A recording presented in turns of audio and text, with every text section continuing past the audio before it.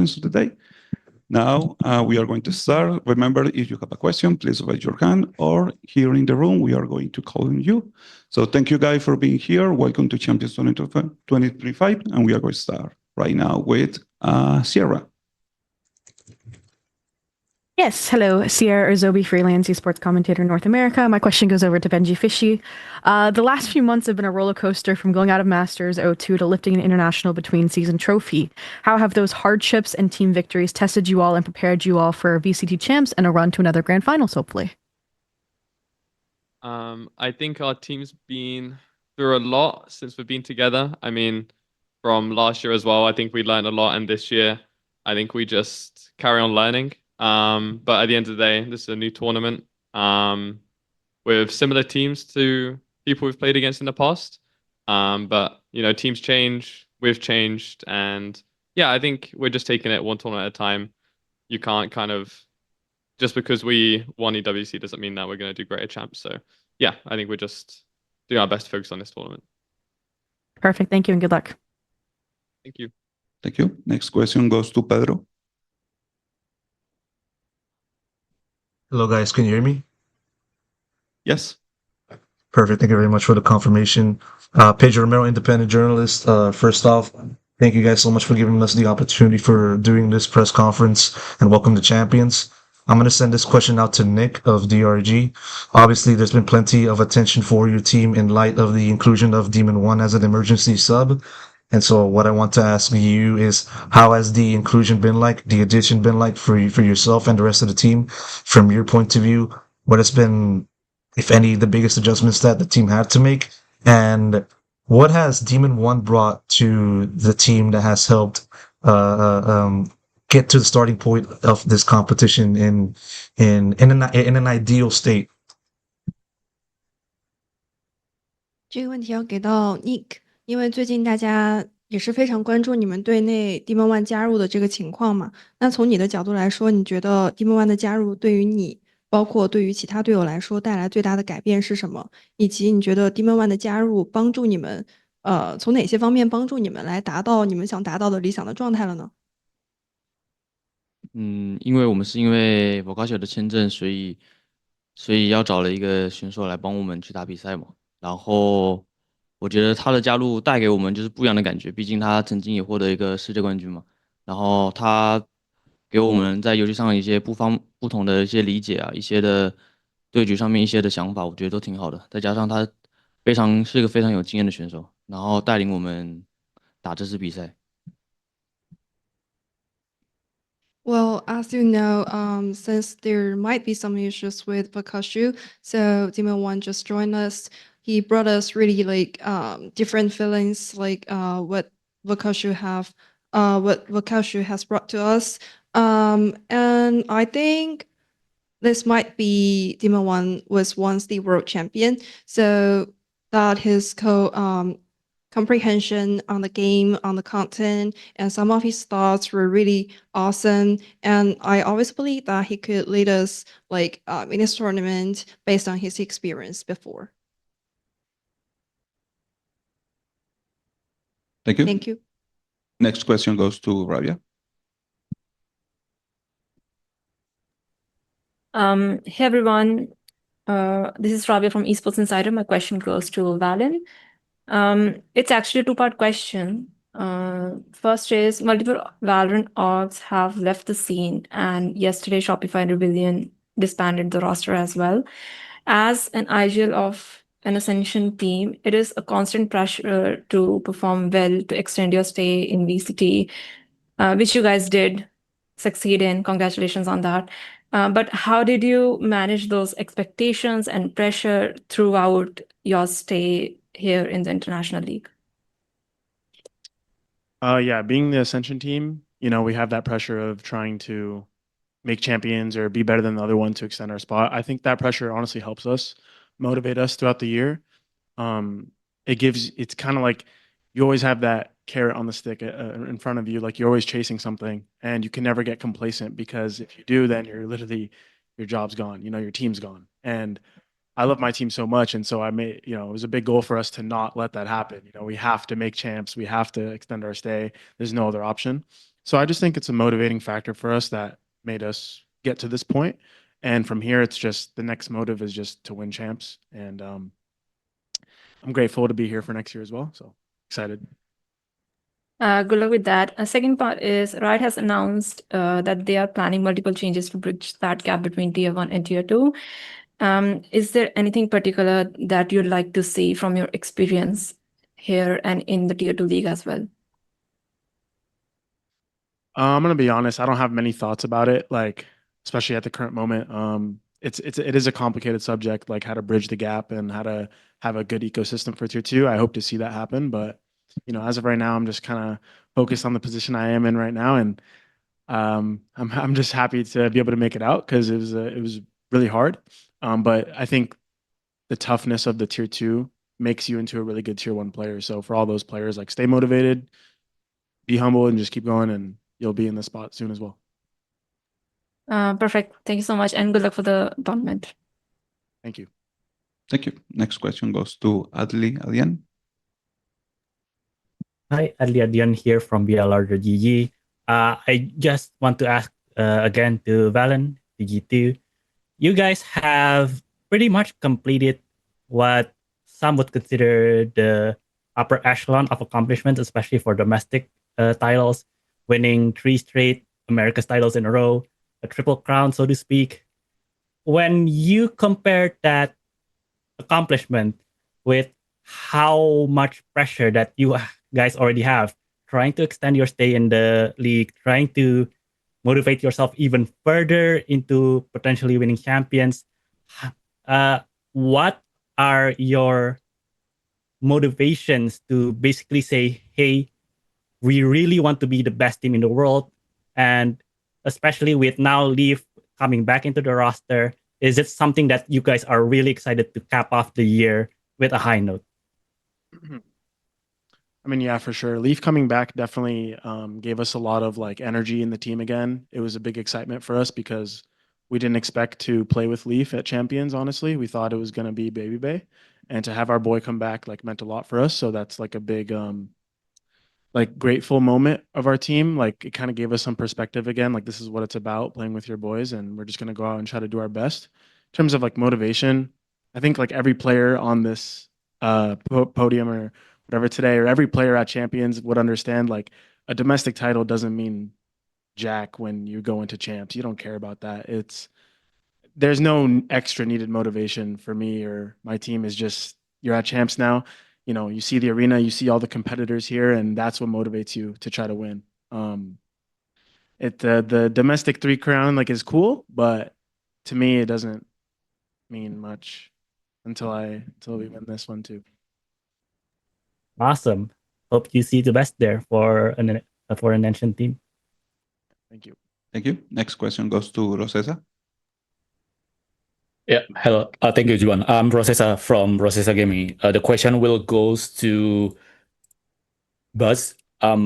Actually, T1 had a strong start to the 2025 season by winning Masters Bangkok, but follow up with a disappointing run in stage 1. What were the key lessons learned from that setback, and how was the team's roster, including Meteor and DH, help you regain the momentum needed to succeed on the world stage again? 네, T1 버즈 선수께 질문 드립니다. 올해 2025 시즌 출발이 좋았고 마스터즈 우승까지 가져갔지만 스테이지 1에서 비교적으로 아쉬운 성적을 거뒀어요. 그때 얻어갔던 교훈과 그리고 로스터에 메테오 선수의 동호 선수까지 DH 선수까지 합류하면서 좀 팀의 분위기는 어떤지 한마디 부탁드립니다.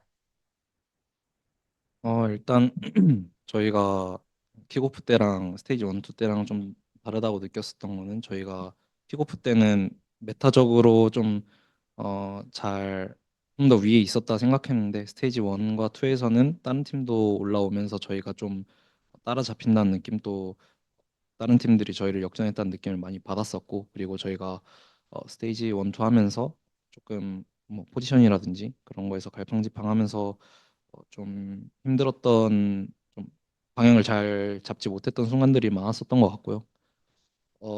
그리고 DH 선수가 합류한 거에서는 굉장히 긍정적이고 분위기도 굉장히 지금 너무 좋다고 생각하고 있고요. 그리고 DH 선수가 경험이 적은 선수지만 그런 거 기대 이상으로 굉장히 좋은 활약을 펼쳐주고 있다고 생각해가지고 저의 이번 챔피언스에서는 굉장히 긍정적인 부분이라고 생각하고 있습니다.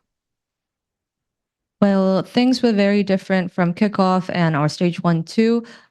When we first kicked off our 2025 season, we thought that we were very up to date, even ahead of the meta. But as the stages went on, we felt other teams catching up to us, and sometimes we felt that we were a little bit behind as well. We weren't sure of our positions and weren't confident with the direction that the team wanted to go. But after DH joined us, we have a very positive vibe amongst us. And even though he's not as experienced as the rest of the teammates, he's far exceeded our own expectations and what we asked of him. So I think that our outlook on Champions is going to be really, really good. I'm confident. Thank you very Thank much, you. 감사합니다. Thank you. Next question goes to Sofia. Hello guys, Sophia from esports DRG. This one is for DRG Nicc. This is your first time playing at Champs. How are you feeling and what are you most excited about? And also, how has been your adaptation to the city?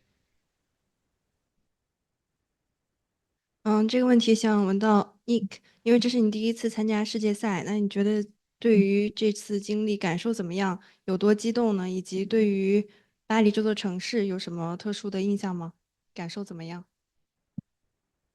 第一次参加冠军赛的话，我觉得第一次来到巴黎嘛，然后我觉得这边的风情啊、食物都还挺不错的，然后赛场上的感觉也不错吧，然后我觉得各个选手都挺厉害的，对，就是训练赛都能学到很多东西。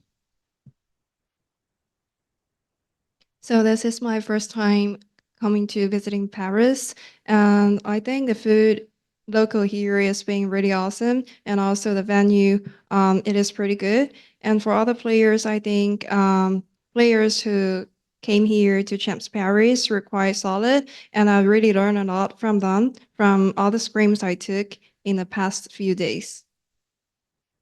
Thank you so much and good luck. Thank you. Now we are going to take some questions here in the room. Lambo. Hello, I'm Lembo. The question is for benjyfishy. The Reddit fans are very happy this year because you had the first trophy, no? But maybe in the last time, no, in the playoff, they are worried, no, about the team. And now you have some time to rest for champion.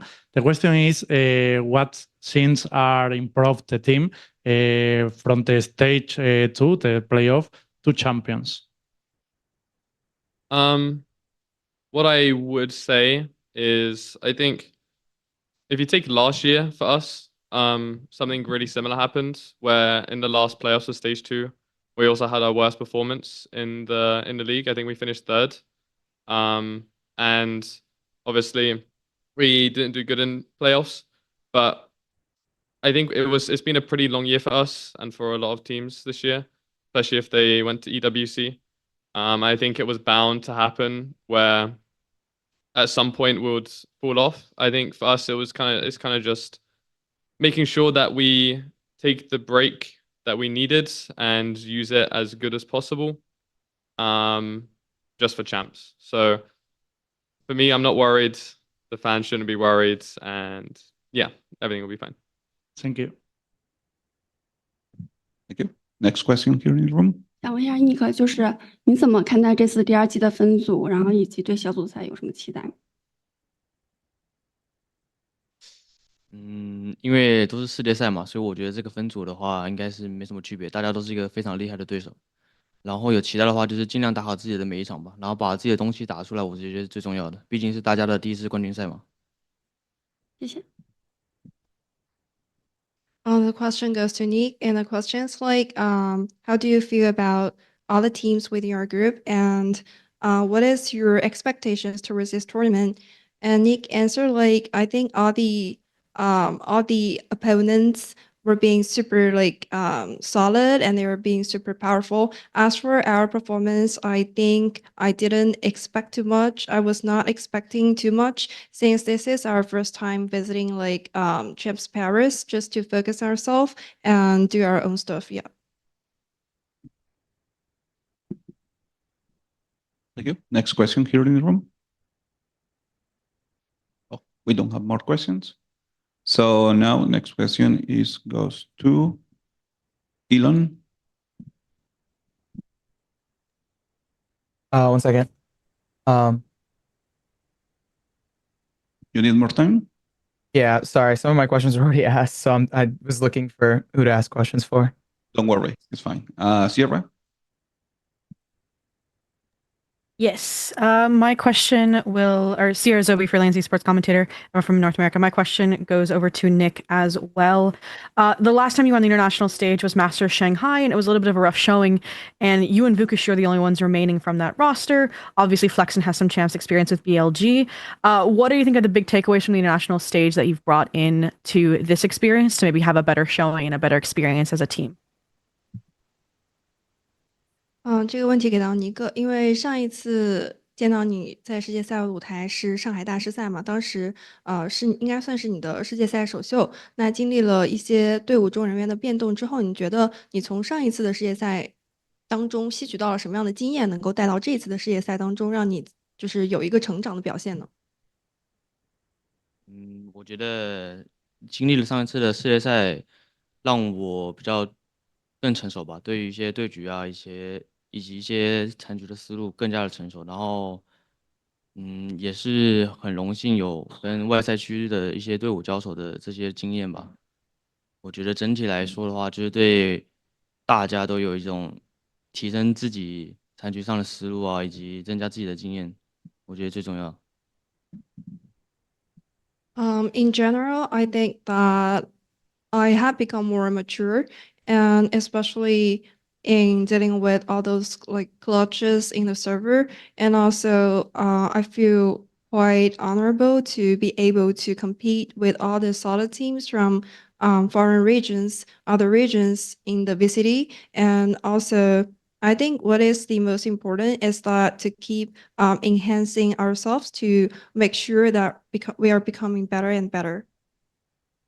谢谢。 Thank you. Next question goes to Elon. Oh, you are not ready. So next question goes to Ravish. Hey everybody, how you doing? Ravish from NA. Real quick question that I have for the table. And anyone you can start off with this as well too. I want to ask, look, I know you all love your teams. Naturally, all your teams are great. But let's say if you could not play for your current team, who out of the table would you want to play for? Let's start off with valyn. I'll play for T1. Ooh, why? So I can experience the other side of it at Bangkok. valyn, Benji. You know what? I think I'd also go for T1, but my reasoning is because of Faker. I think I would want to be in the same team as Faker. You know Faker plays for the League of Legends team, not the Valorant team, Benji? Yeah, but you know, I'd be in his presence sometimes, so I would take that. Valid. Thank you. 这个问题是问你想为桌上的其他队伍哪支队伍效力呢？如果说有这个机会的话，你想体验哪一支队伍？